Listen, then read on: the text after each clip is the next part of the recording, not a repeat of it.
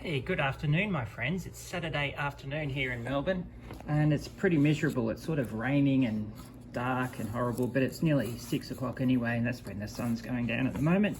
So Elsie and I are snuggling up for a night inside, and I think it's Mother's Day tomorrow, so I might go visit her, do that. But yeah, let's have a quick look at the T-54 I'm working on. I put some decals on it, and I also put a top coat. So I've gone with a really dark green. I was inspired by the 2nd Guards Mechanised Division in Budapest in 1956. So that's what I've gone with. So here's the 815, and he's got his little diamond. And I've also just added a little bit of a hammer and sickle on the engine door there. I think that should do it.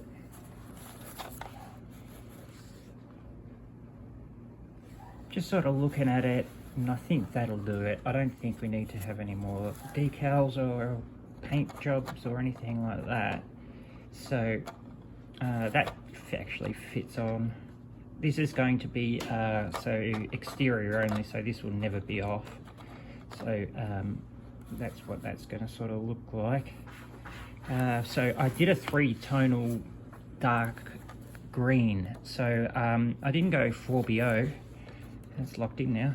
See, it locks in too. So the turret does lock in. So I've gone with a 3-tonal green, which is a lot darker than your usual 4BO.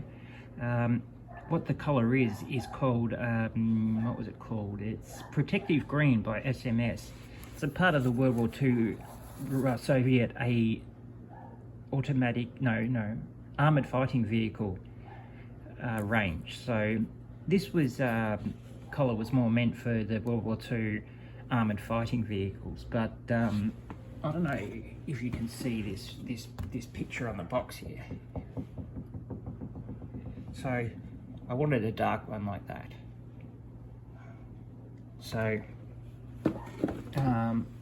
that's what I've gone with, and I've actually really liked it. So it was lightened with SMS German yellow green. Now yellow green, Tamiya sells a version, SMS sells a version, I don't know, probably others sell a version, but that's a really handy paint to have in your stash.